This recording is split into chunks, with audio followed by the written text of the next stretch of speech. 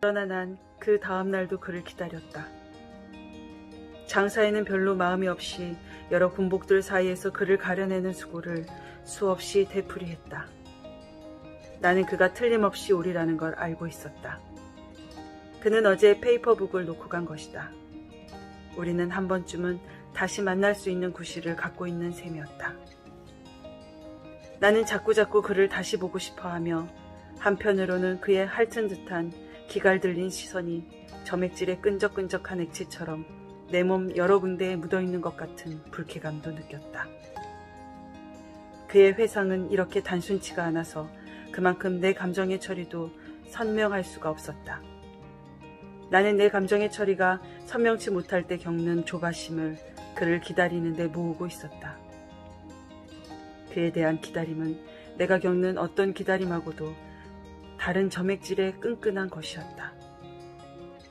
나도 어느 틈에 그로부터 오염당하고 있는지도 모를 일이었다. 시발. 한 장의 김씨가 스카프를 뭉쳐서 옆으로 밀어놓더니 늘어지게 기지개를 켰다. 그는 오늘 2장째 스카프를 망치고 있었다. 인서가 웬일이냐? 뭐 못 먹을 것이라도 먹고 나왔냐? 시발. 아침부터 옆에 내가 재수없게 바가지를 긁어대더니 통 손속이 안 나는구나.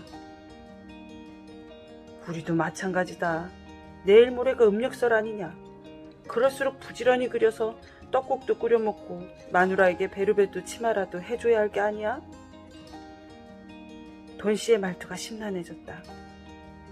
나는 왈칵 오키도 씨의 빈자리를 의식했다. 그는 자기가 화가임을 증명하기 위해 5 아이들을 굶겨도 좋단 말인가? 설에 떡국도 못 끓여줘도? 그리고 그 목이 긴 여자가 그 궁상스러운 군복을 벗고 벨벳은 아니더라도 조금만 정상적인 여자의 의상을 걸쳤다면 얼마나 돋보일 수 있을까 상상이라도 한 적이 있을까? 그가 그렇게 절실히 추구하지 않으면 안 되는 일이란 도대체 무엇일까? 그에 대한 야속함이 오열처럼 치밀었다. 내가 그 끈적끈적한 양키를 기다리는 조바심도 다 오키도 씨 때문인 것으로 여겨졌다. 무슨 일을 저지르고 싶음도 다 그 때문이었다. 그의 따뜻한 시선이 지켜준다면 얼마든지 나는 착할 수도 있는데 그는 그것을 거부하고 자기만의 일을 갖고자 했다. 그에게 보여주기 위해서라도 나는 무슨 일이고 저질러 놓고야 말 테다. 나는 아무도 받아줄 리 없는 무분별한 생떼를 쓰고 있었다. 조는 끝내 와주지 않고 나는 아직도 그가 와줄 구실이 될 수 있는 페이퍼북을 서랍 및 깊숙이 간직하고 퇴근했다. 언니, 나 좀 도와줘. 미숙이가 뒤에서 나를 불러 세웠다. 뭘? 나하고 대포찌 좀 같이 가요. 얘는 새록새록 맹랑한 소리를 하네. 언니도 내가 설마 막걸리 마시잘까봐? 빈대떡 몇 조각 사려고 그래요. 수은 녹두 빈대를요. 그게 그렇게 먹고 싶니? 아니요. 엄마가 좋아하시거든요. 요새 그 몹쓸 감기를 앓고 나시더니 통 식사를 못 하셔서 오늘 그거나 좀 사다 드려볼까 하고. 그래서 주인 아저씨한테 녹두를 돼지고기 넉넉히 넣고 부치는 집을 알아놨는데 혼자 가기 좀 무서워서. 그러렴. 마음이 훈훈해지면서 훈훈해진 김에 그녀와 더불어 나도 빈대떡을 살 것 같은 예감이 들었다. 어머니도 빈대떡을 좋아했던 것 같다. 부엌 같은 데선 결코 군 입정지를 하는 일이 없는 어머니가 석 달 그물께 빈대떡을 부칠 때면 빈대떡은 따끈따끈할 때 먹어야 제맛이 난다면서 제일 먼저 지져낸 놈을 미처 남에게 권할 생각도 안 하고 초장에 찍어서 눈을 가느스름이 뜨고 맛보던 모습이 눈에 선하다. 명동에 이런 골목이 있었나 싶을 만큼 으쓱하고 협소한 뒷길을 미숙이가 앞장서서 인도해 갔다. 협소하지만 구수한 냄새, 소음으로 활기를 띠고 있었다. 이 집이야 바로. 미숙이가 유리문도 아닌 볼품없는 널쪽문이 달린 집을 가리켰다. 문은 부드럽게 열렸다.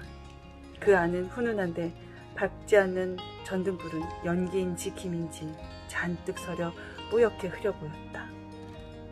남자들이 술 마시는 광경이 궁금하지 않는 것은 아니었으나 우리는 의식적으로 술꾼 쪽으론 한눈 팔지 않고 곧장 주무 쪽으로 걸어갔다. 널따란 번철에서 연하문 조각이나 되는 빈대떡과 누런 기름덩이가 한꺼번에 지글대고 있었다. 가마솥의 소뚜껑만큼이나 커다란 번철이었다. 노랫가락까지 섞여 소요와 음식과 술과 사람들의 짙은 냄새로 나는 상기했다. 아주머니, 따뜻한 걸로 주세요. 될 수 있는 대로 갓 찢은 걸로요. 미숙이가 5조각을 사는 바람에 나도 5조각을 덩달아 샀다. 우리는 쫓기듯이 대포집을 나와 휴 한숨을 쉬고 마주보고 웃었다.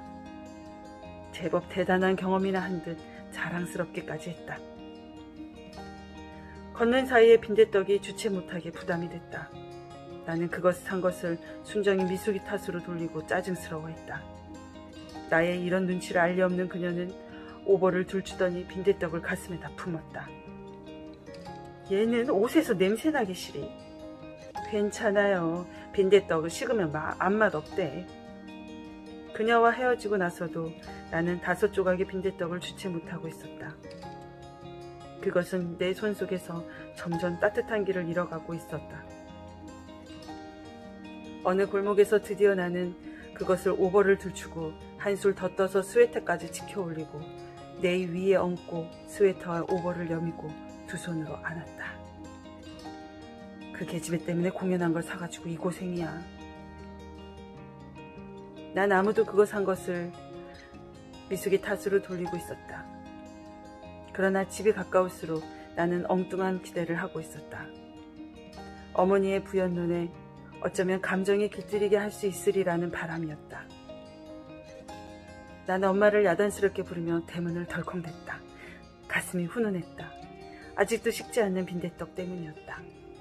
나는 한 손으로 어머니의 손을 잡고 한 손으론 불룩한 가슴을 안고 어느 때보다도 어머니에게 몸을 밀착시켰다. 엄마 무슨 냄새 안 나요? 좋은 냄새.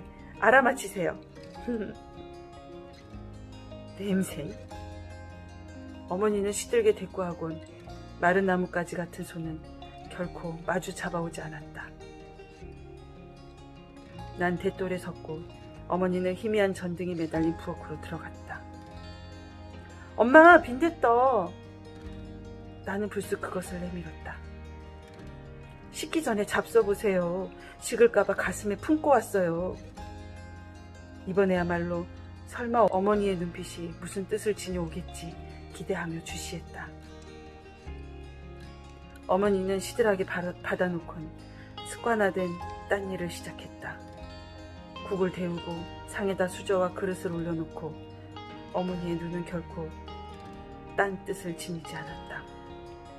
죽지 못해 살고 있을 뿐이라는 완강한 고집 외에는.